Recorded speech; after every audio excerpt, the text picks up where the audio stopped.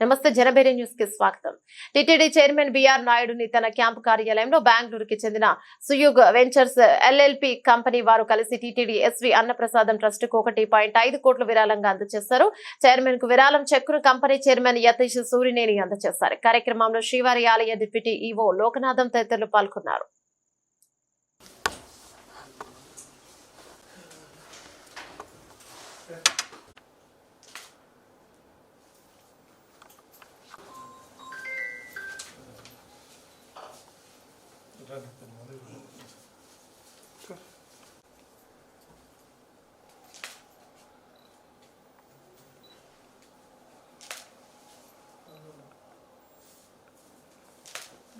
నా ఫోన్